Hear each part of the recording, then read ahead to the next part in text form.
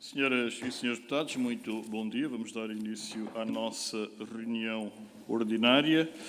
Hoje, com um ponto único da ordem de trabalhos, a audição do Movimento Cultural da Terra de Miranda, no âmbito de um requerimento apresentado pelo Grupo Parlamentar do Chega. Cumprimentando as senhoras e senhores deputados, tenho também o gosto de cumprimentar a delegação do movimento, composta pelo Sr. Dr. José Maria Pires, cumprimento, do Dr. António Cangueiro, o Sr. Balbina Mendes e o Dr. António Madruga. A todos agradeço a disponibilidade. Por razões várias, esta audição só hoje pôde ter lugar.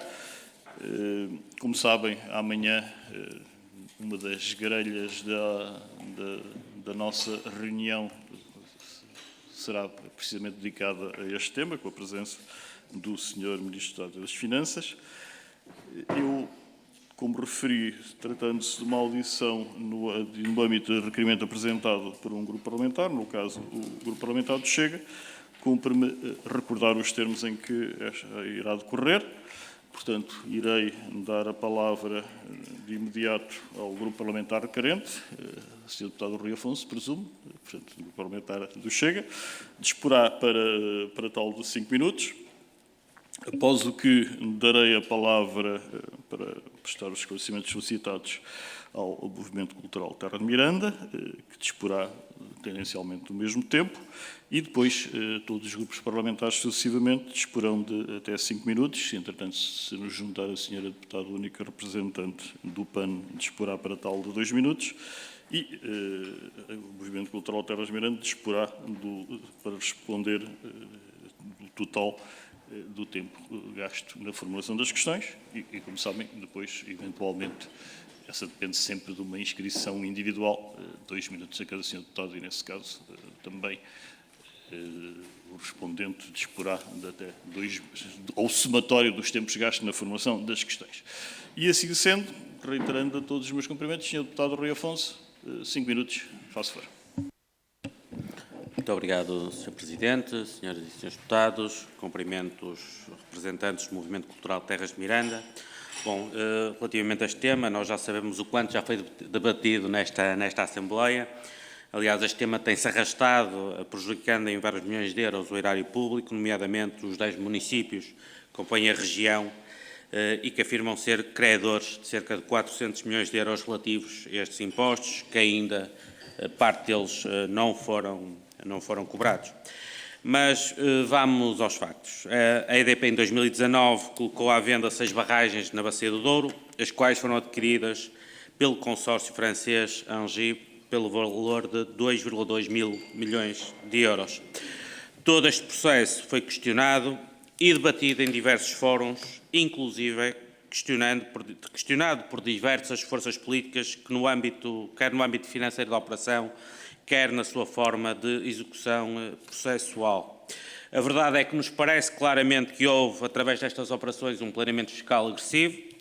É um processo muito complexo e só muito recentemente é que a autoridade tributária efetuou a liquidação do IMI sobre as barragens, muito em parte devido à pressão exercida pelo Governo através dos 3 despachos exarados pelo então Secretário de Estado dos Assuntos Fiscais, Dr. Nuno Félix, e também de um parecer da Procuradoria-Geral da República, não esquecendo, claro, o valioso contributo dado pelo vosso movimento.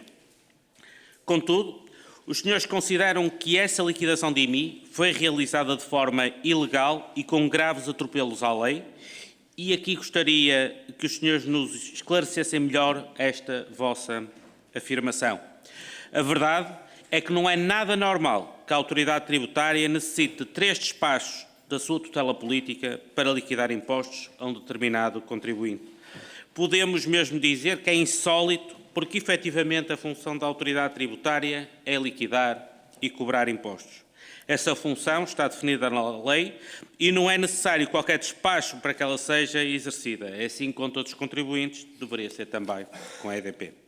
Por isso, a emissão deste despacho é um ato insólito que só se explica pelo exercício normal da atividade da autoridade tributária. Na realidade, sendo absolutamente claro e pacífico que a autoridade tributária deveria, desde há muitos anos, ter liquidado o IMI sobre as barragens. Contudo, o mesmo problema põe-se com o direito à liquidação dos impostos devidos pelo negócio da venda das barragens. O fisco tem 4 anos para cobrar imposto social e IRC e 8 anos para cobrar IMT. Ou seja, no final deste ano, se nada for feito, caducará o direito à liquidação do imposto social e do IRC devidos pelo negócio da venda das barragens. Sabemos que está a decorrer uma investigação no TCAP por indícios da prática de crime de fraude fiscal agravada e a senhora diretora da Autoridade Tributária recusa-se ou tem-se recusado terminantemente a liquidar estes impostos até à conclusão da mesma. Contudo, as normas do REGIT são claras relativamente a esta matéria e mandam avançar com a liquidação dos impostos antes da conclusão do inquérito criminal, nomeadamente através dos números 2 e 4 do artigo 42. Ou seja, parece que existe um aparente tratamento de privilégio da EDP que os factos revelam de forma abundante e inquietante e que tem de ser cabalmente esclarecido. E aqui deixo-vos as minhas 2 últimas questões. A primeira questão prende-se com os prejuízos causados. Qual o impacto em termos económicos ou sociais que estas perdas de receita fiscal tiveram nos municípios da vossa região? E, por fim, se sentem que esta notória resistência à liquidação dos impostos das barragens se deve mais à própria autoridade tributária ou se consideram que o Governo poderia ter aqui tido um papel muito mais decisivo. Muito obrigado. Muito obrigado, Sr. Deputado Rui Afonso. Darei agora a palavra ao Movimento Cultural Terra de Miranda. Presumo que o Dr. José Maria Pires faça favor. Então, dispõe também de 5 minutos. Faça favor. Muito obrigado, Sr. Presidente. Muito obrigado, Srs. Deputados. Agradecemos muito a iniciativa de nos convocarem para estarmos aqui presentes e estamos com muita honra na Casa da Democracia a responder às questões que nos queiram colocar. Estamos aqui a falar em nome do Movimento Cultural da Terra de Miranda. Eu, pessoalmente, sou funcionário da Administração Tributária, mas não estou aqui nessa qualidade e tudo o que eu disser não tem a ver e não vincula em nada, nem condiciona em nada a Administração Tributária Portuguesa. Estamos aqui para dizer a verdade. Não vimos aqui com sofismas, queremos dizer a verdade. E vimos aqui exigir verdade, é isso que vimos pedir. Somos um movimento de cidadãos que se interessam pela democracia, pela sua terra, pelo seu país, estamos preocupados com o nosso país, não queremos nada em troca, não temos ambição de cargos, não temos ambição de empregos, não temos ambição de absolutamente nada. O que nós queremos é apenas uma coisa, que a lei seja cumprida, que a República seja honrada e que saiba cumprir as leis da República. Por isso, estamos aqui sem medo.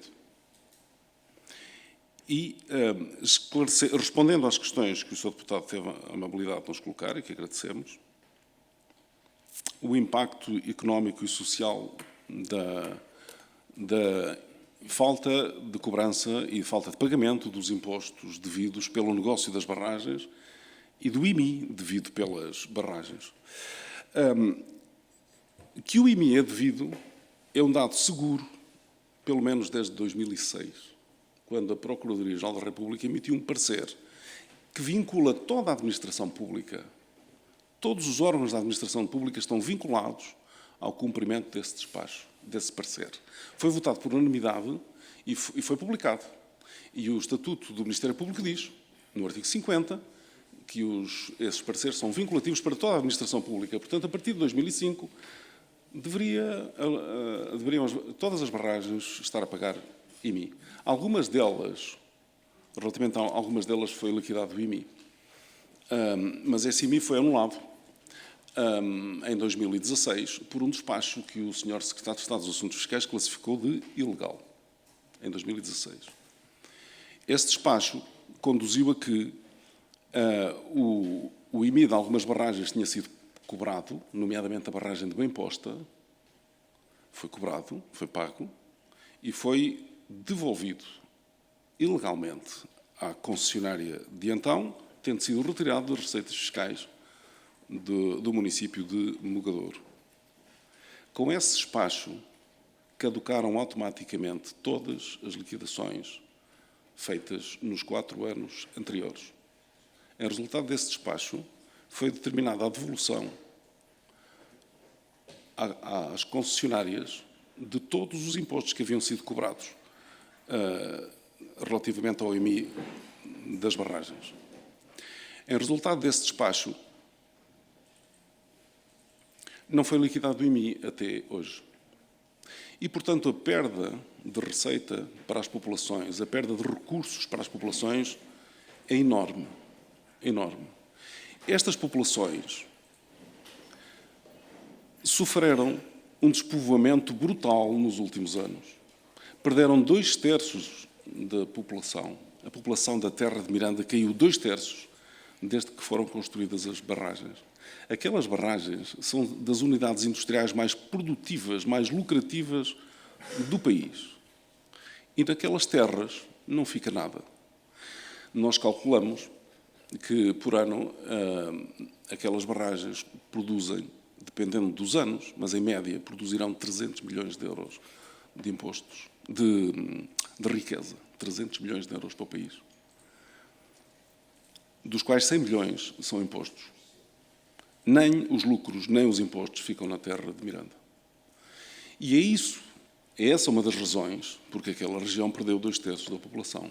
E porque é essa uma das razões porque colapsou autenticamente a economia daquela região, que historicamente sempre foi uma região produtiva e próspera. E neste momento, infelizmente, não o é.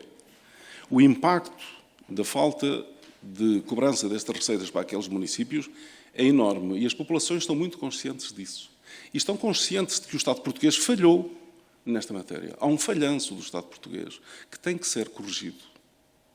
As instituições do Estado português que intervieram no negócio das barragens, nenhuma delas cumpriu a sua função. Nós chamamos a atenção do Sr. Ministro do Ambiente, de então, numa reunião no dia 4 de setembro de 2020, e nada foi cumprido. As concessionárias conseguiram fazer o que queriam nesse negócio. Vários funcionários destas instituições chamaram a atenção para a necessidade de defesa do interesse público no negócio.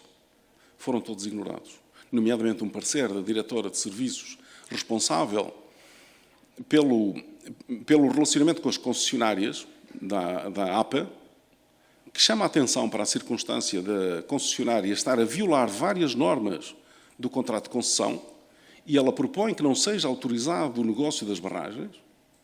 Chama a atenção para a circunstância de que o valor do negócio deveria conduzir à revisão do preço cobrado pelo Ministro Manuel Pinho, quando prorrogou em 2007 as concessões, cobrando 850 milhões de euros por isso, e agora esses 850 milhões foram cobradas pela prorrogação de 25 barragens, e agora iam ser vendidas 6 por 2,2 mil milhões de euros. Uma diretora de serviços da APA chama a atenção para a necessidade de rever o preço da prorrogação de 2007. Foi ignorada. O Estado autorizou o negócio das barragens sem defender o interesse público. O Estado tinha direito de preferência na venda das barragens. Podia ter resgatado as concessões e feito um novo concurso. E com isso o erário público tinha cobrado elevados valores. Não o fez. E quando foram chamadas as instituições do Ministério das Finanças a analisar do interesse público no exercício do direito de preferência e também na reivindicação da revisão do preço cobrado pelo Ministro Manuel Pinho em 2007, as instituições do Ministério das Finanças que intervieram, Direção-Geral do Tesouro e Finanças e Par Pública, responderam a dizer que não tinham tempo para fazer essa análise, nem recursos para o fazer. E, portanto, o Estado demitiu-se da sua função. 3 instituições, APA, Direção-Geral do Tesouro e Finanças, Par Pública, Ministro do Ambiente, vergaram-se perante os interesses das concessionárias. Eu estudei toda a documentação que foi disponibilizada relativamente a esta matéria e a sensação com que fiquei foi de ver o meu país de joelhos, prostrado perante o poder económico das concessionárias, ignorando o interesse das populações, porque de um lado está o interesse das concessionárias e do outro lado está o interesse das populações, para quem estes recursos são absolutamente essenciais para invertermos o caminho para a desertificação. Absolutamente essenciais. E aquilo que, e relativamente ao IMI, nós temos 3 despachos do Sr. Secretário de Estado a mandar liquidar o IMI e ainda não temos liquidações do IMI. O primeiro despacho foi dado em 3 de fevereiro do ano passado. Ainda não há liquidação válida do IMI. O terceiro despacho foi dado em 4 de março deste ano, há mais de 3 meses, e o despacho manda repor a legalidade das liquidações. As liquidações são ilegais, as avaliações foram ilegais, e dá ordens para que as avaliações, declara as avaliações ilegais, e, portanto, se as avaliações são ilegais, as liquidações também são ilegais, e manda fazer novas avaliações. Já tivemos tempo, 3 meses, mais de 3 meses, para fazer estas avaliações. Porquê é que não estão feitas? Porquê é que não estão feitas? Peço desculpa, eu termino imediatamente. O que nós estamos aqui a chamar a atenção é o IMI de 2019 caducou e o que é que estamos à espera para liquidar o IMI de 2020? Nós, e dos anos seguintes, nós, o ano passado, o movimento chamou a atenção em junho de 2023, chamou a atenção para a circunstância do IMI de 2019 ir caducar. E caducou. E agora estamos a chamar a atenção, no dia 25 de junho de 2024, de que o IMI de 2020 está em grave risco de caducidade, se não forem imediatamente feitas as avaliações. Porquê é que as avaliações não estão feitas? E, portanto, queremos pedir aos senhores deputados que nos ajudem a evitar a todo o custo que mais um ano de muitas barragens caduque. E mais muitos milhões de portugueses dos 135 municípios onde há energias renováveis, explorações de energias renováveis, não sejam prejudicados.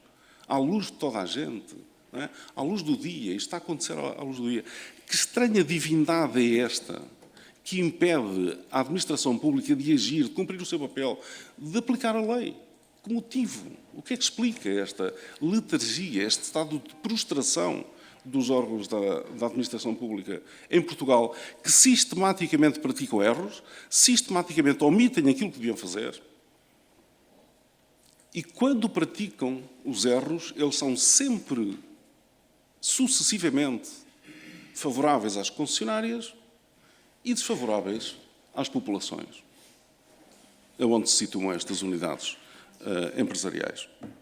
Portanto, o que nós queremos, Sr. Deputado, Sr. Presidente, se me permite, o que nós queremos simplesmente é saber a verdade. A verdade acima de tudo. A verdade é o principal instrumento da democracia. A transparência é o principal instrumento da democracia. A democracia não pode conviver com divindades ocultas que ninguém sabe quem são e cuja racionalidade ninguém entende. Mas por detrás da inação da administração pública em Portugal, por detrás do verdadeiro desvio de poder que perpassou todos os órgãos da administração pública que intervieram no negócio, há uma racionalidade. Nós não sabemos qual é, mas ela existe. E o que queremos é que se saiba qual é essa racionalidade. E, portanto, pedimos uma audição rigorosa a todo o negócio das barragens e a todo o comportamento das instituições do Estado português que não conseguiram até hoje liquidar os impostos sobre o negócio e que também não conseguiram liquidar o IMI sobre as barragens. Muito obrigado, Dr. José Maria Pires.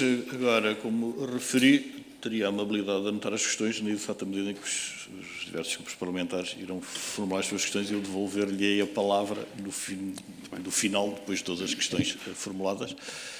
E, portanto, vamos prosseguir dando a palavra ao Grupo Parlamentar do Partido Social Democrata e ao Sr. Deputado Jorge Paulo Oliveira, que aproveito para cumprimentar. Muito obrigado, Sr. Presidente.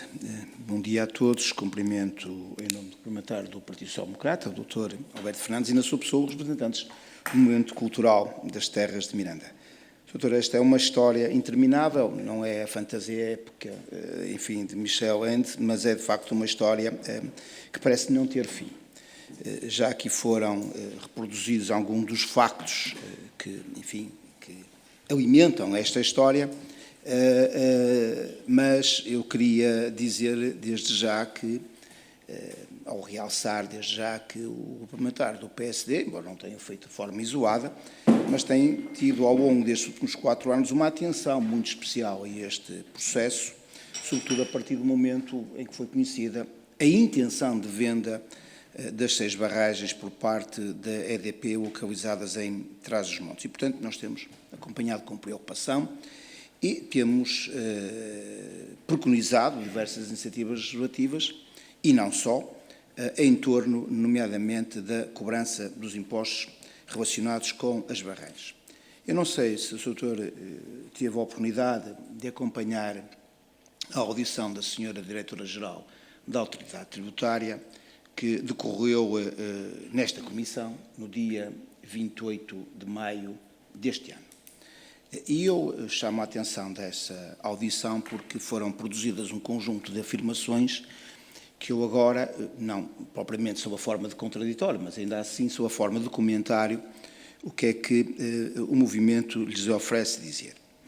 Então, entre muitas outras afirmações, nessa audição parlamentar, a Sra. Diretora-Geral informou os deputados que a Autoridade Tributária avaliara, proceder à inscrição matricial e à liquidação do IMI relativamente a 153 aproveitamentos hidráulicos, nos quais se incluem as barragens de Trás-os-Montes, respeitantes aos anos de 2019, 2020, 2021 e 2022. Portanto, a Sra. Diretora-Geral refuta a afirmação de que o IMI de 2019 haja caducado por falta de liquidação do mesmo. Nós não estamos em condições de sustentar nem uma afirmação nem outra, mas deixamos já aqui como um desafio por um primeiro comentário. Fomos igualmente informados nessa audição que o montante global do IMI liquidado para este universo de 153 aproveitamentos hidráulicos corresponde a uma liquidação na casa dos 5 milhões de euros ano. Mas que a cobrança obtida foi o equivalente a 2% desse montante, ou seja, entre os 125 e os 130 mil euros ano. Portanto, estes números, devo dizer que nos deixam aqui, ou nos causam alguma perplexidade e também queremos a vossa ajuda. Se tomarmos como referência as 6 barragens vendidas pelo EDP à Movera, nós apercebemos que a do barragem do Baixo Sabor foi avaliada, para efeitos de IMI, obviamente, em 188,6 milhões de euros. A de Picote em 55,7 milhões de euros. A de Miranda em 52,4 milhões de euros. A do Tua em 82,2 milhões de euros. A Bem Posta em 90 milhões de euros. Se considerarmos uma taxa do IMI entre o 0,3 mínimo e o 0,45 máximo, a aplicar ao valor tributário destes empreendimentos, nós estaria aqui em causa valores entre 1,4 e 2,1 milhões de euros anuais devidos a título de IMI.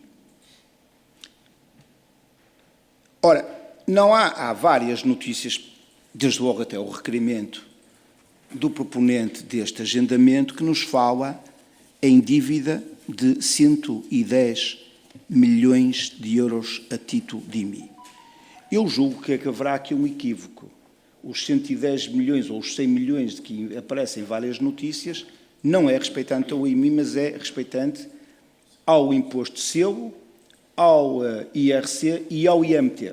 Gostaria que confirmassem estes valores, porque, de facto, gera-se aqui alguma confusão. Há notícias a dizer que o movimento reclama 100 milhões de euros de IMI. Eu julgo que nunca reclamou, mas até o próprio requerimento faz alusão a essa circunstância. Eu gostaria de a ver esclarecida. Sr. Presidente, não tinha-me apercebido que o tempo corria tão depressa portanto, vou mesmo passar a uma segunda pergunta e, com isto, terminar. Depois também queria dizer que a Sra. Diretora-Geral foi muito perentória ao dizer que não há qualquer perigo de caducidade quer do Imposto Social, quer do IMT, quer do IRC, porquanto o mesmo se opera aqui o prazo de caducidade fica suspenso, tendo em conta a circunstância de haver um processo de investigação em curso, e isto ao abrigo da Lei Geral Tributária. Também gostaria de obter, obviamente, um vosso comentário. Obrigado e as minhas desculpas, Sr. Presidente, pelo tempo gasto. Muito obrigado, Sr. Deputado Jorge Paulo Oliveira. Prosseguimos dando a palavra ao Grupo Parlamentar do Partido Socialista. Sr. Deputado Carlos Brás, faz favor. Muito obrigado, Sr. Presidente, senhoras e senhores deputados, senhores representantes do Movimento Cultural Terras de Miranda, as nossas saudações por terem vindo até à Casa da Democracia com uma causa tão nobre como é esta. Obviamente que a questão da tributação de aproveitamentos hidroelétricos ou outros não é um caso exclusivo e único das terras de Miranda. É consensual entre os partidos que todos os aproveitamentos, sejam eles fotovoltaicos, sejam eólicos ou de outra natureza, devem também deixar no território onde é extraída essa riqueza a parte correspondente dos tributos necessários e devidos. Curiosamente, relativamente à matéria das barragens, tem-se vindo a assistir a um melodrama que felizmente da parte dos partidos políticos tem vindo a gerar cada vez mais consenso, e penso que hoje será consensual entre todas as forças partidárias que estes impostos são devidos, que estes impostos devem ser pagos e que devem repercutir-se na qualidade de vida dos cidadãos onde são extraídos. E, portanto, as nossas saudações também pela luta desinteressada e altruísta que tem vindo a prosseguir nesta matéria. De facto, já por várias vezes ouvimos aqui a Sra. Diretora-Geral, como já foi referido, e a sensação com que ficamos é que, neste caso em concreto, a autoridade tributária subverteu completamente a lógica de atuação que é o seu dia-a-dia, o seu cotidiano. Em regra, a autoridade tributária cobra e depois os contribuintes contestam e os tribunais decidem. Aqui, no caso em concreto, o que se tem visto é que há um especial receio pela litigância, um especial receio pela conflitualidade, e não se percebe muito bem qual é a razão, porque é que isso acontece e porque é que não há liquidação. E o que eu vos queria perguntar era se, relativamente a esta matéria, uma vez que já foi também referido os 3 despachos do anterior Secretário de Estado, dando indicações claras à autoridade tributária para fazer a cobrança destes impostos, a primeira questão que eu vos queria deixar era se, relativamente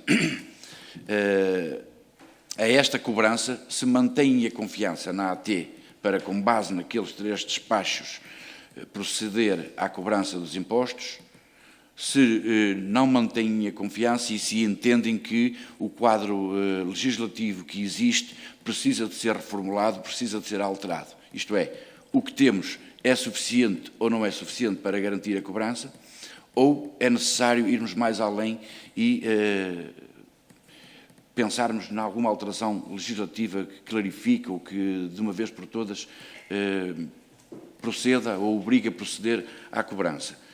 Depois também, nós ainda não sabemos, porque ainda não ouvimos o Governo sobre esta matéria, o atual Governo, ainda não sabemos que orientação é que as Finanças, ou o Sr. Ministro das Finanças, dará ou terá dado, se é que já deu, à Sra. Secretária de Estado sobre este tema. De qualquer das formas, amanhã teremos audição e teremos a oportunidade de colocar essa questão, mas queria-vos perguntar a vocês se já pediram alguma reunião sobre este tema ao atual Governo, seja ao Sr. Ministro, seja à Sra. Secretária de Estado, e, no caso de já terem solicitado, se já reuniram ou se não reuniram, qual é o ponto de situação relativamente a esta matéria. Depois também uma questão que tem sido controversa é a questão das avaliações e dos critérios de avaliação para os aproveitamentos hidroelétricos. Nós já tivemos instruções e orientações da AT num sentido, já tivemos o Sr. Secretário de Estado a contraditar essas orientações e a proferir uma outra orientação. Sabemos que há avaliações que foram feitas de acordo com os critérios iniciais, Sabemos que estão em curso avaliações com outros critérios, onde já os equipamentos são contabilizados, e a questão aqui que se coloca é a seguinte relativamente a estas avaliações. As que foram feitas, não tendo em conta os equipamentos, serão válidas ou serão anuladas com base em impugnações por parte das concessionárias? Qual é o ponto de situação? Teremos barragens avaliadas por um critério, teremos barragens avaliadas segundo outro critério. Qual é o critério que vai prevalecer, na vossa opinião, obviamente, e se o facto de os concessionários impugnarem terá como consequência a perda do imposto. Depois, para concluir também, porque o território de Miranda é um território com particularidades sociais, geográficas, assinaláveis, mesmo no contexto da região de Trás-os-Montes. Queria também que nos falasse um pouco sobre o plano estratégico que vocês próprios defenderam e implementaram, ou tentam implementar para a região, que passa também por algumas questões fiscais e também qual é o estado da arte de defesa da língua mirandês, que também gostava que nos pudessem dar um ponto de situação atualizado. Muito obrigado. Muito obrigado, Sr. Deputado. Intervenção à mesa, verdadeiramente uma intervenção à mesa.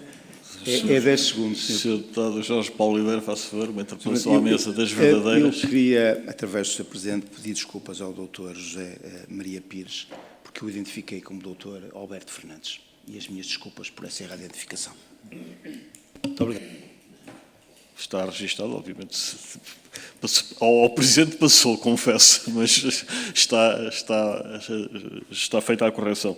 Por falar em correção, eu só queria salientar aos senhores deputados que o movimento cultural da terra de Miranda e não das terras de Miranda, e digo isto porque eu próprio incorri várias vezes em lapse, mas para designarmos corretamente o movimento.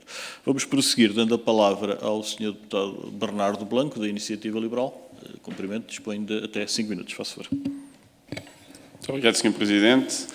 Cumprimento também todos os representantes do Movimento Cultural da Terra de Miranda, com quem também já reunimos e é um prazer estar aqui novamente. E eu ia tentar não repetir muitas perguntas e queria ir a uma questão um pouco mais detalhada, partindo do pressuposto também que tiveram a oportunidade de ver, ou pelo menos ler, a audição com a Diretora-Geral da AT. Ficámos também a saber que há uma disputa entre considerar ou não os equipamentos estruturantes das barragens como parte componente, e isso depois tem impacto na avaliação de IMI. Isto embora havendo até um despacho do anterior Secretário de Estado dos Assuntos Fiscais a dar a indicação que se deveria considerar esses equipamentos nas avaliações. E eu gostaria de saber se já tem a posição nessa matéria, até porque já foi noticiado que o município de Mação, por exemplo, pondera, ou acho que até já avançou, com uma impugnação do processo. Isto interessa-me até de um ponto de vista de avaliação, no sentido que, por um lado, e seguindo o que o município de Mação, por exemplo, diz, que o valor do IMI pode vir a ser 2, 3 vezes superior se for feita essa reavaliação. Por um lado, esta impugnação pode atrasar o processo e até colocar em causa a cobrança de 2019. Por outro lado, essa nova avaliação pode fazer com que os montantes compensem perder a cobrança de 2019, mas que, sendo um montante superior, vale a pena abdicar, abrir mão dessa cobrança, tendo agora uma avaliação maior. E gostava de saber se tinham mais dados sobre isto, se é um caso único ou se isto será mesmo assim em termos médios. Tinha também uma questão relativamente à autoridade tributária, no sentido em que eu ouvi a sua crítica, quer dizer, não tenho nenhum problema, enquanto liberal, fazer aqui uma pequena defesa do funcionamento da máquina da autoridade tributária. Eu ouvi aí uma pequena crítica quanto ao ritmo de avaliação, mas o que me parece é que, efetivamente, este processo da listagem, da avaliação, só começou a sério desde 2023. E acho que esse é o primeiro ponto que se pode criticar, demorámos muitos anos, tivemos 7, 8 anos de discussão, em que basicamente houve uma grande inércia e só agora é que há este consenso político, e até o próprio Partido Socialista já o reconhece. Mas, efetivamente, em relação ao trabalho do último ano e pouco, acho que efetivamente não só houve uma listagem muito maior do que aquela que era inicialmente, o número, quer dizer, infinitamente superior àquilo que começou no início do processo, como obviamente para não dar depois início a novos processos, parece-me que também deve haver aqui algum cuidado nessa avaliação. E por isso eu queria lhe perguntar exatamente sobre esse ritmo de avaliação, se consideram que está a ser lento ou não. Efetivamente, o que me parece é que começou muito tarde, mas a partir do momento em que começou, parece-me que está a proceder a bom ritmo. E depois queria ainda lhe perguntar, certamente é uma pergunta mais política, mas também notei que optou por não responder na primeira questão à pergunta do Grupo Parlamentar do Chega, que efetivamente se há aqui mais responsabilidade da própria AT ou mais responsabilidade do Executivo anterior, porque efetivamente tivemos muitos anos em que houve, voltando a repetir essa inércia geral, mas também é verdade que a AT precisa de, eu diria, instruções fundamentadas e claras, que já só chegaram, eu diria, muito tarde, já só no terceiro governo dos anteriores mandatos do Partido Socialista, e por isso há aqui, obviamente, uma divergência também entre Executivo e depois a própria máquina do Estado. Muito obrigado. Muito obrigado, Sr. Deputado Bernardo Blanco. Prosseguimos dando a palavra ao Grupo Parlamentar do Bloco de Esquerda. Sra. Deputada Mariana Mortágua, faça favor. Muito obrigada, Sr. Presidente. Cumprimento também o Movimento Terra de Miranda e agradeço o trabalho que têm feito nos últimos anos de colaboração com a Assembleia da República, também com jornalistas, para descodificar este tema, para trazer este tema, para explicá-lo, porque ele é complexo e em todas as suas vertentes. Há dois grandes assuntos que nós temos vindo a debater. O primeiro tem a ver com os impostos associados à venda das barragens, o imposto de selo, IMT e o IRC, e me parece que há duas questões aqui que são importantes. Uma é que se possa fazer uma auditoria a todo esse processo, à forma como a própria administração pública se foi portando. O Dr. José Maria Pires já resumiu aqui um bocadinho essa história, mas o Governo poderia ter travado este negócio em tempo útil, não havia uma avaliação das barragens, essa avaliação foi contestada porque vinha do negócio do tempo Manel Pinho, a concessão não tinha que ser permitida a sua venda e a nova avaliação andou a ser empurrada de entidade para entidade, e esta inoperância ou esta falta de vontade para pensar sobre o negócio, para pensar sobre as suas implicações, apesar dos avisos do movimento, acho que merece uma avaliação, assim como algumas alterações cirúrgicas que surgiram à lei nesse período e que merecem uma avaliação profunda para compreendermos exatamente o que é que se passou. O Bloco de Esquerda já o anunciou e tem um projeto de resolução preparado para promover e para propor essa auditoria. Segunda questão que me parece que é importante até para oferecer um contraponto ao que a diretora da Autoridade Tributária aqui disse, tem a ver com o papel da Autoridade Tributária de investigação e liquidação destes impostos enquanto decorre um processo judicial. E era importante perceber se o entendimento da autoridade tributária tem ou não tem uma outra interpretação ou uma outra versão ou um contraditório. O que diz a autoridade tributária é, enquanto decorre um processo judicial, a autoridade tributária não pode liquidar estes impostos. E não pode porque não pode investigar, não pode ter acesso a meios de prova, porque isso tudo está envolvido num processo judicial e, portanto, seria necessário esperar pelo fim do processo judicial de abuso fiscal por parte da EDP para a autoridade tributária liquidar os impostos. Nós sabemos que isso não é bem o que diz a lei, mas eu gostaria de ouvir o vosso parecer sobre esta questão em particular. Depois, há a questão do IMI, e que também é uma longa história, com o despacho de 2015 da Autoridade Tributária para que se cobre o IMI, uma decisão que foi revertida em 2016, apesar de haver um parecer consultivo da Procuradoria de 2006 que permitia a cobrança desse IMI. Depois decidiu-se a cobrança, mas a cobrança foi feita sem considerar os equipamentos, depois foi anulada a avaliação e agora decide-se uma cobrança integral do IMI. E a minha pergunta, e parece-me que chegamos à melhor conclusão, o IMI tem que ser cobrado incluindo os equipamentos e, portanto, com todo o valor económico que têm esses edifícios e esses prédios. A minha pergunta é se tiver algum diálogo com o Governo, já que foi perguntado, acerca do que é que pretende fazer o novo Governo.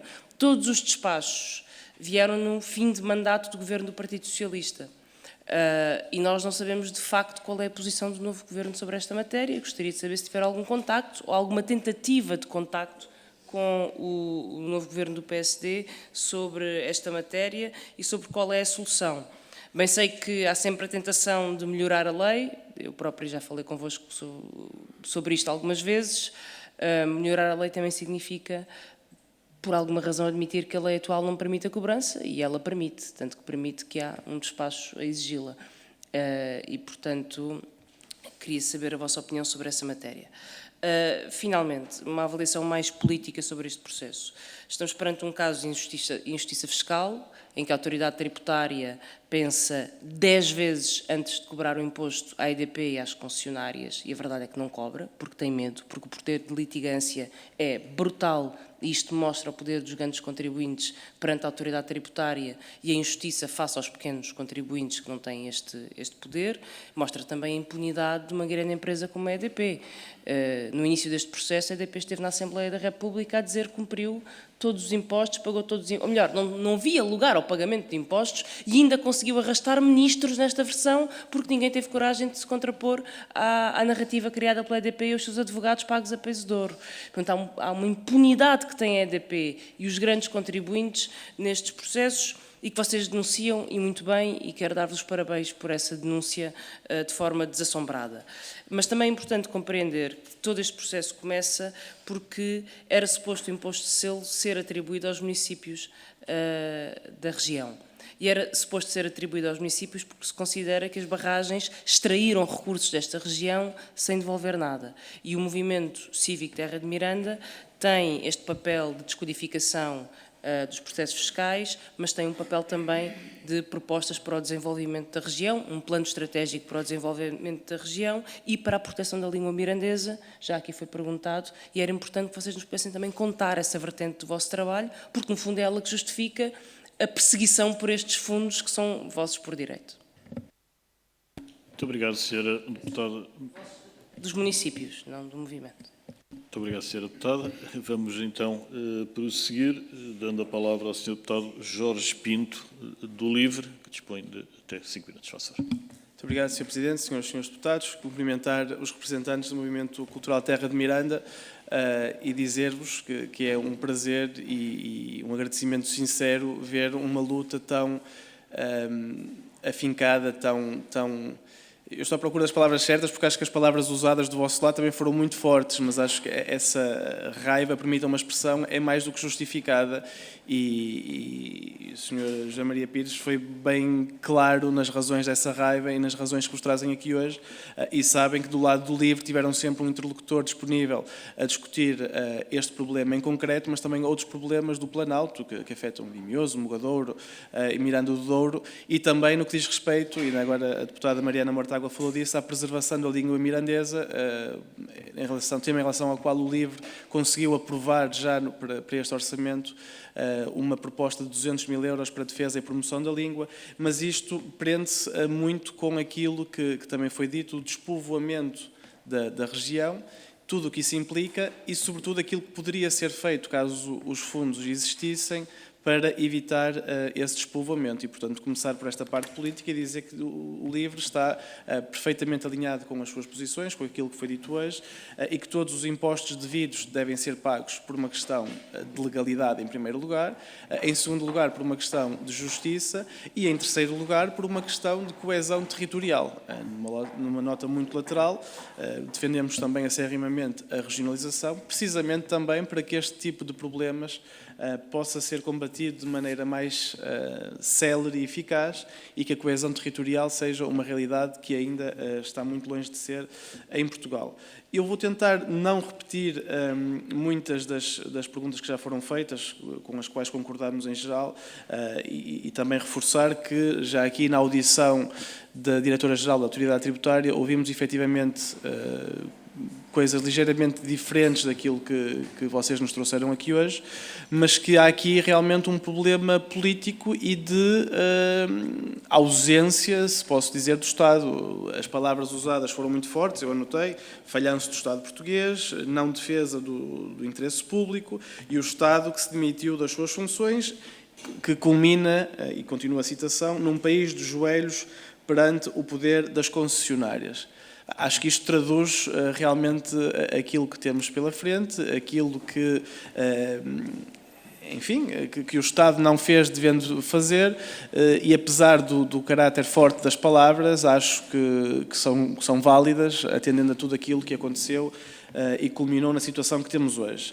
Passando às questões muito concretas, e até porque ele já foi aqui referido, eu pedia-lhe se pudesse fazer um pequeno resumo do plano estratégico da Terra de Miranda, quais são os seus principais aspectos e aquilo que acha relevante partilhar connosco.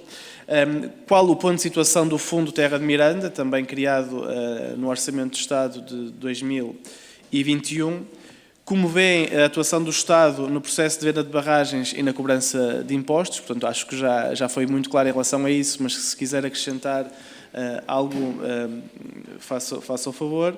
E, concretamente, como vê ou não as diligências da AT no que diz respeito à cobrança do IMI relativa às barragens. Portanto, como eu dizia, nós ouvimos da Diretora-Geral afirmações de que uma parte dessa cobrança já foi feita, incluindo para o ano 2019, portanto, se isto corresponde à realidade ou não. Também na sequência do vosso apelo dirigido à Procuradoria-Geral da República, onde solicitavam as diligências necessárias para que a AT liquidasse os impostos devidos a tempo de se evitarem estas questões da caducidade, se receberam algum contacto da PGR, portanto, se houve alguma resposta e interação convosco depois da vossa interpelação. E, por fim, duas questões muito rápidas. Se o movimento já foi contactado no âmbito das investigações do Ministério Público para as questões da cobrança, se pode partilhar connosco em que consistiu esse contacto. E, por fim, vocês propõem no estudo, e dará disso nota, estudos sobre o centralismo, que incidem precisamente sobre a subsidiariedade e a descentralização política e administrativa do Estado, e perguntar-lhe se acha que houve algum desenvolvimento a esse nível, se não houve, como poderia ter havido, e se considera importante, também para este tipo de questões, avançar com debates, como eu dizia há pouco, nomeadamente relativos à regionalização, e se acha que isto pode ou não ajudar a Terra de Miranda. Muito obrigado. Muito obrigado, Sr. Deputado Jorge Pinto. Não posso deixar de o referir, eu comungo da opinião do Sr. Presidente da Assembleia da República que o pronome pessoal, o tratamento de você, não é propriamente adequado ao funcionamento dos trabalhos parlamentares. E, portanto, certo, não foi o Sr. Deputado apenas, terminou agora, portanto, como é comum a vários, no final da ronda, eu não pude deixar de fazer este reparo.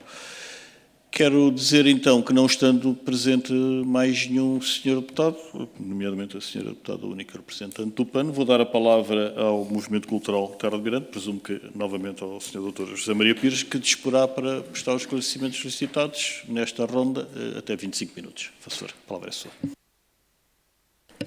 Muito obrigado, Sr. Presidente. Muito obrigado, Srs. Deputados, pelas perguntas que tiveram a amabilidade de nos dirigir. Começando então pela ordem, pelo Sr. Deputado Jorge Paulo Oliveira, que muito agradeço as questões que nos coloca e o interesse que tem sempre manifestado, tanto o Sr. Deputado como o Grupo Parlamentar do PSD, nesta matéria das barragens. Relativamente às liquidações do IMI sobre 153 barragens, Sr. Deputado, estas liquidações foram declaradas ilegais pelo Sr. Secretário de Estado. Portanto, o Sr. Secretário de Estado disse, no seu despacho, no terceiro despacho, que as avaliações são ilegais. As avaliações são atos administrativos da administração tributária sobre os quais operam as liquidações. Caindo esta avaliação, caem as liquidações automaticamente. O senhor Secretário de Estado disse que as avaliações são ilegais. Porque disse uma coisa muito simples, toda a gente sabe. Quem tirou o curso de Direito aprendeu isto no primeiro ano, na disciplina Introdução ao Estudo de Direito. A distinção entre partes componentes e partes integrantes dos imóveis, brilhantemente explicada por um dos maiores mestres do direito em Portugal, que é o professor Manuel de Andrade, que diz: partes integrantes dos imóveis são bens móveis, equipamentos, que estão incorporados nos imóveis e que são indispensáveis para que o imóvel cumpra a sua função. E se esses bens móveis forem retirados, o imóvel não cumpre a sua função, eles são destruídos e a extração deles destrói o imóvel. Isto aplica-se que nem uma luva às barragens. Como é que é possível dizer-se que os geradores que estão incorporados, incrustados no betão que foi construído, muitas vezes a centenas de metros de profundidade, lá no fundo do rio, essas turbinas, os geradores, como é que é possível dizer que não fazem parte do imóvel? Não é possível, aquilo não é possível tirar-se. Foram construídos só para aquele efeito. Se tentarem tirar, destrói-se a barragem não funciona sem eles. Aplica-se em pleno a sabedoria e a inteligência do professor Manuel de Andrade aqui. Se há coisa que se pode explicar aos alunos do primeiro... Eu aprendi isto no ano 0 do curso de Direito. Okay? Nunca mais me esqueci. Porquê é que isto não é aplicado? Não foi aplicado neste caso. Porquê? Qual é a razão? Qual é a razão? Há acórdãos sistemáticos do Supremo Tribunal Administrativo que dizem os equipamentos são indispensáveis à produção da energia elétrica, no caso das eólicas. Esta doutrina tem que se aplicar também nas barragens. É uma doutrina consensual na jurisprudência em Portugal. Porquê é que não se aplica?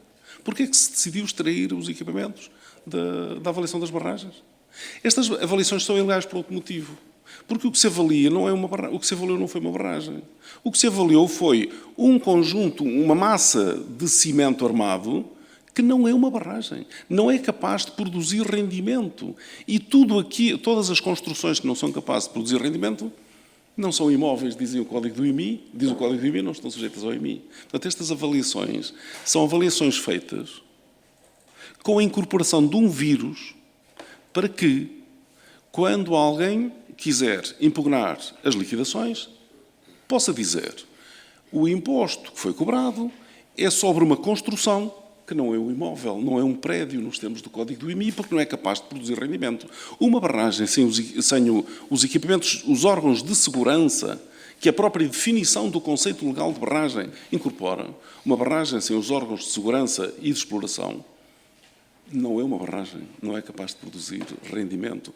Por que motivo é que se embarcou na ideia de extrair estes bens da avaliação? Não entendemos. O Sr. Secretário de Estado, brilhantemente também, Nuno Félix, a quem eu presto a minha homenagem, foi a única pessoa que eu conheci que interveio no negócio das barragens e no negócio do IMI, que não tenho dúvida nenhuma que defendeu o interesse público. Ainda há alguma esperança na democracia em Portugal. Di-los de forma linear, clara. Os equipamentos têm que ser contados nas avaliações. Esse despacho foi dado há 3 meses. Há mais de 3 meses. Já tinha havido tempo para fazermos as avaliações, com toda a segurança, com toda a certeza de que cumprimos a lei e de que não caducará o imposto de 2020. Portanto, todos estes números, Sr. Deputado, eu tenho pena de dizer isto, mas todos estes números são iguais a zero. Estas liquidações não servem para nada. Não servem para nada. E relativamente à questão da caducidade, há 2 acórdãos que já são conhecidos há muito tempo, que dizem que a suspensão dos prazos de caducidade no tempo da Covid se aplicam apenas aos prazos de caducidade que terminariam durante o confinamento.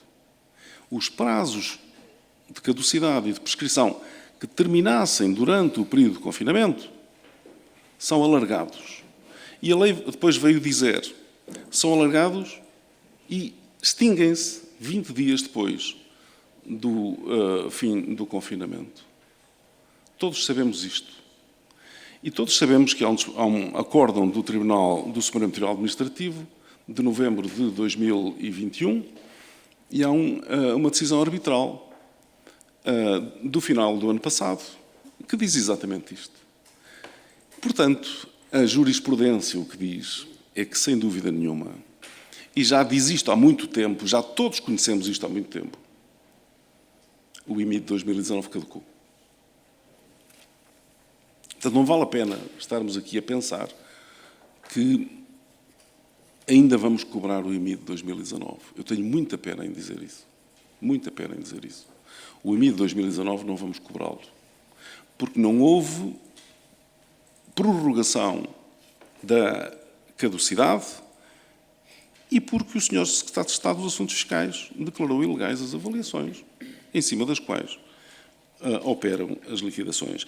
É preciso, repito, urgentemente, com a máxima urgência, hoje, amanhã, fazer as avaliações, imediatamente, antes que caduquem na frente dos nossos olhos, porque o prazo de caducidade aproxima-se do fim.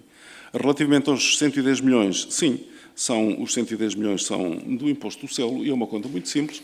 O imposto do selo diz que o trespasse de concessões é tributado à taxa de 5%. E o trespasse de qualquer estabelecimento industrial ou comercial, e aquilo são estabelecimentos industriais, são tributados à taxa de 5%.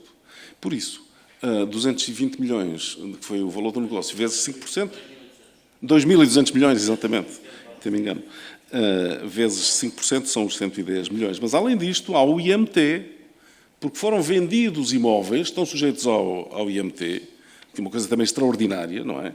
A IAPA autorizou a venda dos imóveis. E depois diz, estes imóveis são bens do domínio público. Okay?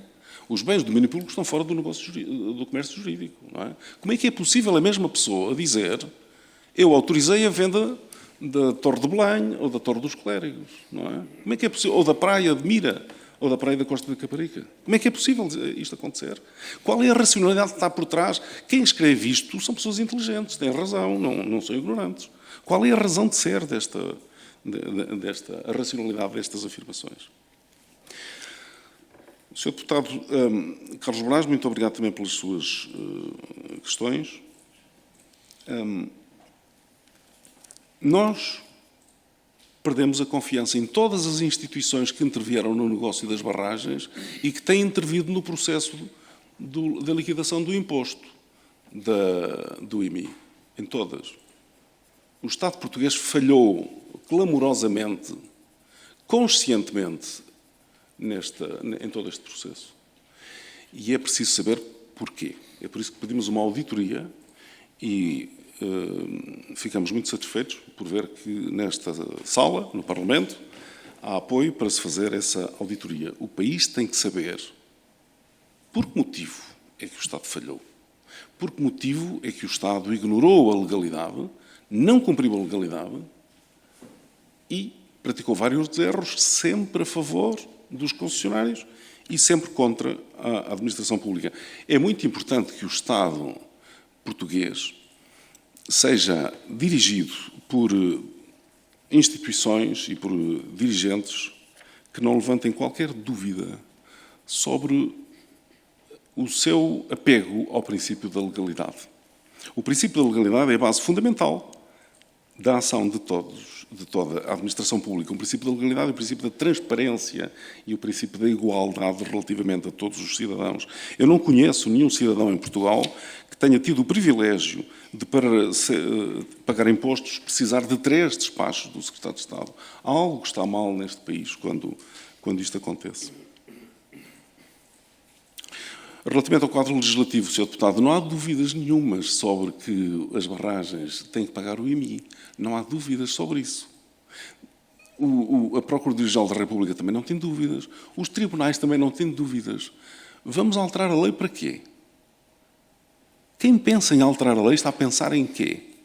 Vamos pôr a lei a dizer que as barragens expressamente devem pagar IMI? É isso que querem fazer?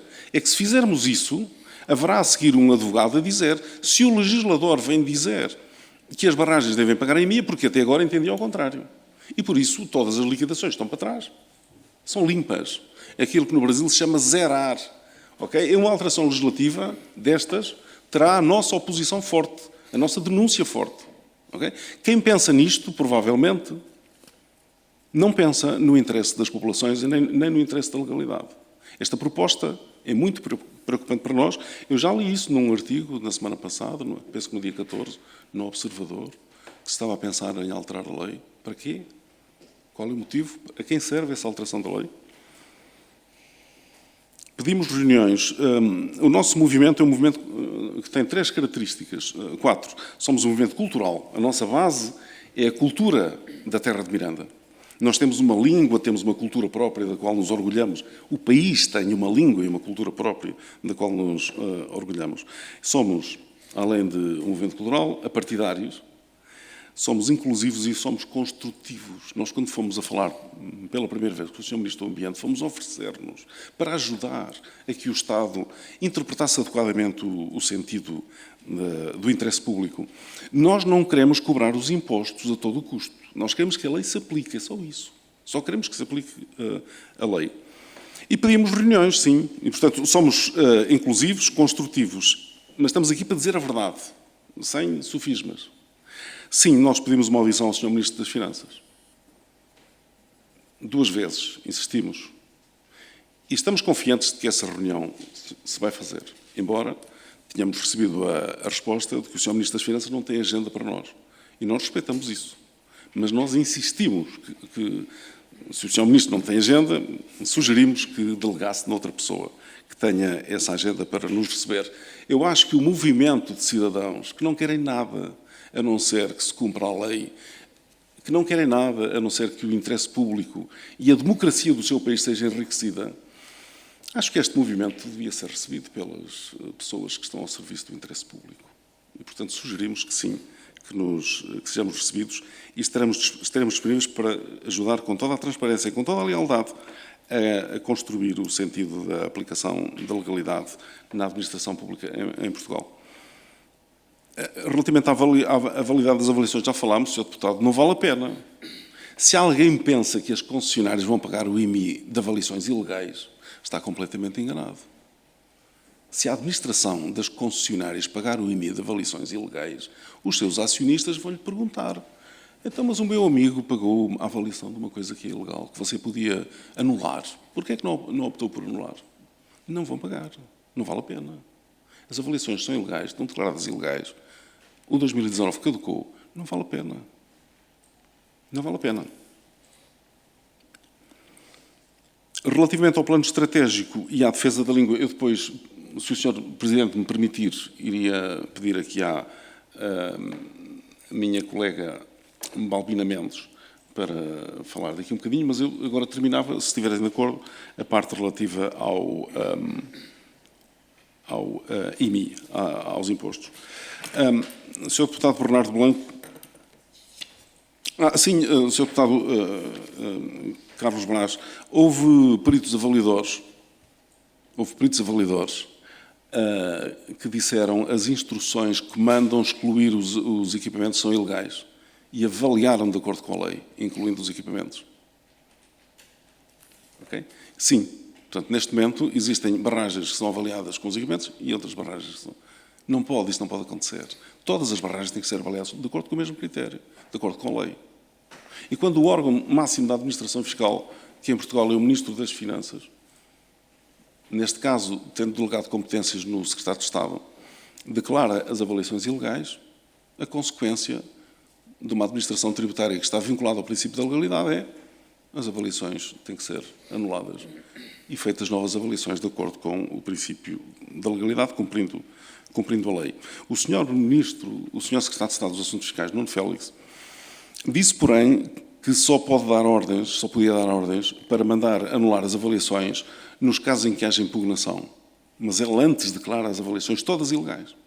E deixa para o próximo Governo a tomada da decisão para ordenar à administração tributária que reveja a sua doutrina, anule não só as avaliações, como anule as instruções, e é a doutrina que tem seguido até agora, e estamos à espera que este Governo também cumpra esse papel, de dar essa ordem. No entanto, essa ordem não é precisa, porque estando declarada a ilegalidade das avaliações, tem que se extrair as conclusões correspondentes. É isto que resulta da aplicação do princípio da legalidade.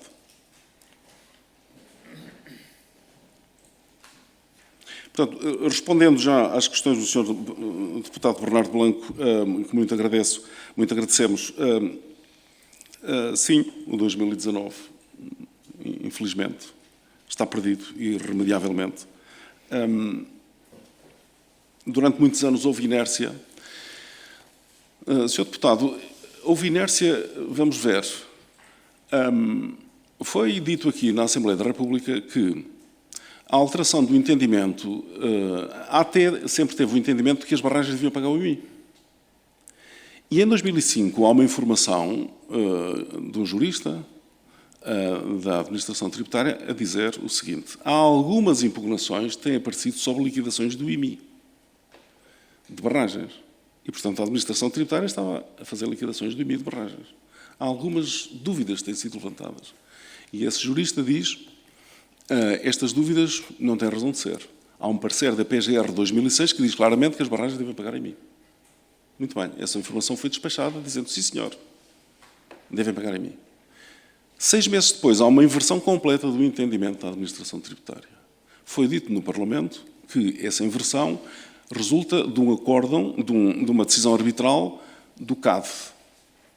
O Sr. Presidente do CAD dirigiu uma carta ao Sr. Presidente da Assembleia da República desmentindo esta afirmação e dizendo que uma liquidação do IMI da barragem da Parcana foi anulada pelo CAD porque a AT informou que tinha mudado de entendimento e que entendia que as barragens não deviam pagar o IMI.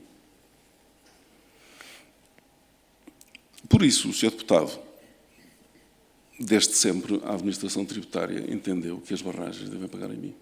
Só a partir de 2016 é que deixou de entender, passou a entender exatamente o contrário. E esse despacho foi declarado ilegal pelo Sr. Secretário de Estado dos Assuntos Fiscais. Que estas barragens existiam era sabido. Elas estavam inscritas nas matrizes prediais e, portanto, era possível fazer as liquidações todas. Provavelmente não estavam inscritas todas, alguma falhava. Mas, relativamente àquelas que estavam inscritas, não havia razão nenhuma para não se ter feito a liquidação do IMI, desde logo. Especialmente estas 6 que andavam nas bocas do mundo, desde que o negócio se realizou em 2020. Senhora Deputada, sim, o Sr. Deputado, aqui relativamente à responsabilidade, a Administração Pública age de acordo e em subordinação ao Poder Executivo, que é o Governo. E, portanto, o Governo, sabendo que os impostos eram devidos, devia ter tomado a iniciativa de obrigar à sua liquidação, e foi o que fez o Sr. Secretário de Estado, Nuno Félix. Sra. Deputada Mariana Mortágua, também muito obrigado pela sua luta ao nosso lado.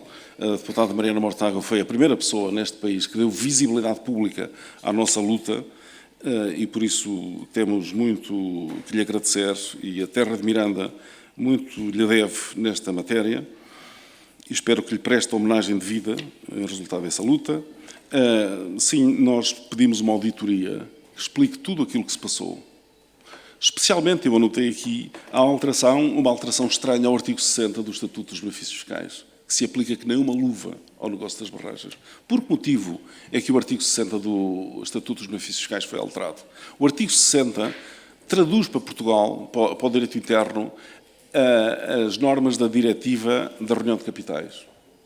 A diretiva não foi mudada. Por que motivo é que foi mudado o artigo 60?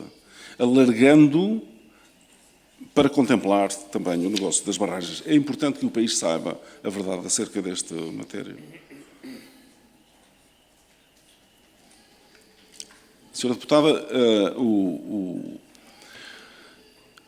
o regime jurídico das infrações tributárias estabelece que, quando os mesmos factos são, ao mesmo tempo, factos tributários e factos geradores da prática de crime, indiciadores da prática de crime, há 2 processos, utilizando, entre aspas, a palavra processos. A lei diz que há um procedimento de inspeção e há um processo judicial de inquérito criminal.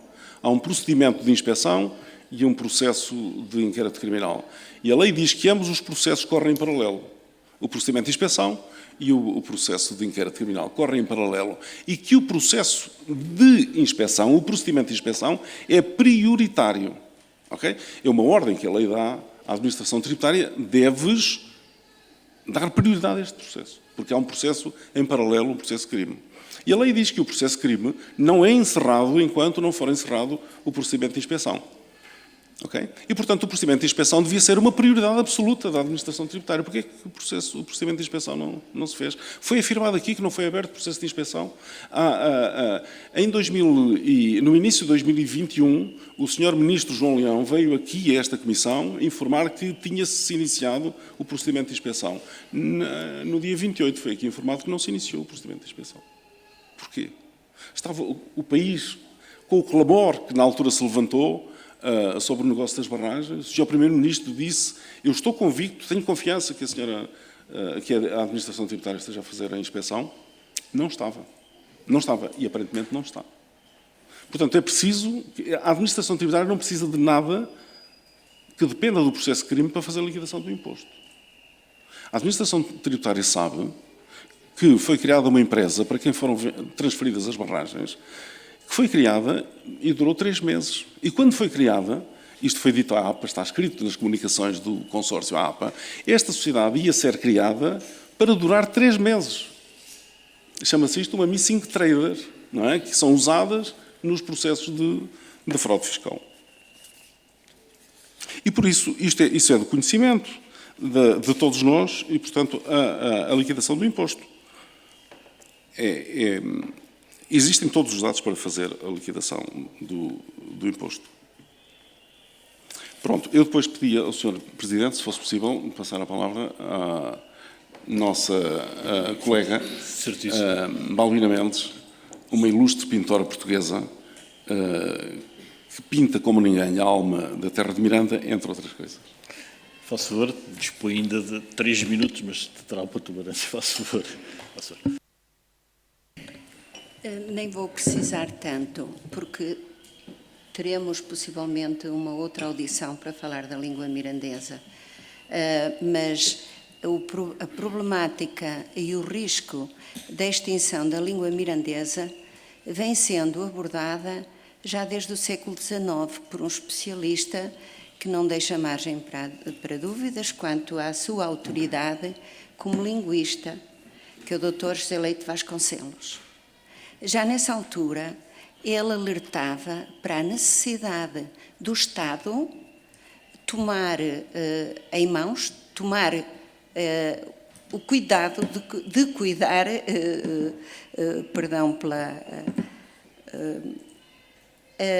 a língua mirandesa. E os estudos da língua mirandesa, a filologia da língua mirandesa, publicada no ano de 1900, deixa bem claro o interesse da língua enquanto uma riqueza, uma mais-valia de um país. A língua mirandesa não deve ser só entendida como um importante fator identitário da terra de Miranda e dos atuais falantes. Ela deve ser entendida como um elemento valorizador da cultura e da identidade do país, como acontece noutros países europeus, em que se falam várias línguas minoritárias. E tal como nesses outros países do mundo, onde se falam várias línguas minoritárias, também a língua mirandesa corre esse risco de extinção se não for devidamente protegida pelo Estado. É uma obrigação do Estado. E é isso que nós vimos aqui pedir. É que se atente, como aconteceu, por exemplo, já na Assembleia da República, quando foi reconhecida como os direitos linguísticos de uma comunidade, pela Lei 7 de 99, de 29 de janeiro, a necessidade de preservação, de cuidado, de manutenção e de atenção ao Estado. Por isso, tem que haver um compromisso realmente do Estado, das autoridades da terra de Miranda, e só assim nós conseguiremos salvar a língua. juntando todas estas valências e responsabilidades dos falantes que ainda existem e que a praticam, do Estado e das autoridades. É isso que nós vimos aqui pedir, exigir. Muito obrigado. Vou só perguntar se há inscrições para uma segunda ronda. Não tenho inscrições para uma segunda ronda, mas de qualquer maneira o Dr. José Maria Pires pede a palavra para, presumo eu, aliás, não vou presumir, vou dar a palavra, faço favor, para encerrarmos então esta audição. Muito obrigado, Sr. Presidente. O Movimento Cultural da Terra de Miranda elaborou o Plano Estratégico para a Terra de Miranda, em que nós identificamos as causas do desastre populacional e económico que ocorreu na Terra de Miranda nos últimos 60 anos, em que perdemos 2/3 da nossa população e 2/3 da nossa economia em termos gerais. E o nosso plano estratégico demonstra que a Terra de Miranda tem recursos prodigiosos, não só uma língua e uma cultura, como tem os melhores recursos do mundo para a produção de energia hidroelétrica, tem 110 quilómetros de encostas do Douro que não estão a ser devidamente explorados. E uma das causas do desastre económico e populacional da Terra de Miranda é a falta de uma reforma que a Constituição identificou em 76 e que o Estado tem ignorado, que é a reforma do minifúndio. A falência da economia do minifúndio é conhecida há mais de 60 anos e o legislador constitucional colocou no artigo 81 as incumbências prioritárias do Estado. E na linha H está a reforma do latifúndio e a reformulação do minifúndio. E o Estado ignorou completamente, até hoje, esta reforma. E não pode continuar a ignorar esta reforma, porque a razão da queda da população, do desastre populacional e do desastre económico na Terra de Miranda é esta ausência, esta omissão constitucional do Estado português relativamente a esta reforma. Não é competitiva a agricultura do minifúndio nos dias de hoje. E, por acaso, a Constituição diz uma coisa de extrema sabedoria. Esta reforma deve ser feita preservando e respeitando o princípio fundamental da propriedade. Não se deve mexer na propriedade, mas devem-se criar condições para que a exploração das unidades económicas seja rentável. E, para isso, é preciso que a economia agrícola da região seja rentável e possa haver explorações de maior dimensão, respeitando a propriedade. E nós temos uma solução para isso. E gostaríamos que a Assembleia da República nos apoiasse e que fizesse um debate sobre esta matéria. O nível de perda é de tal maneira grande, o nível de destruição desta omissão política do Estado português é de tal maneira grande, que hoje todos estamos de acordo, porque todos vão ganhar, todos os parceiros desta reforma vão ganhar com esta reforma. É preciso é que o Estado não se demita de a realizar. E o Estado, neste caso, é a Assembleia da República, porque é necessário aprovar uma lei que permita esta reforma. Muito obrigado. Muito obrigado, Sr. José Maria Pires. Queria agradecer, então, ao Movimento Terra de Miranda o esclarecimento prestado em instâncias das senhoras e senhores deputados. O assunto é particularmente relevante, aliás, mereceu a unanimidade desta Comissão nesta audição. E amanhã, seguramente, uma das duas declinações da reunião será precisamente dedicada a este tema. Queria agradecer ao Dr. José Maria Pires, ao Dr. António Cangueiro, ao Dr. Francisco Madruga, à Sra. Balbina Mendes, a todos a presença e a disponibilidade. E está encerrada esta reunião. Depois o plano... Exato, era isso.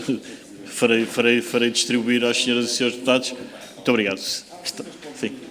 Se estiver já... Certo. Já. Estamos 5, creio eu. Pronto. Senhoras e senhores deputados, farei chegar o que me foi entregue. Muito obrigado. Está encerrada esta reunião. A todos, muito bom dia.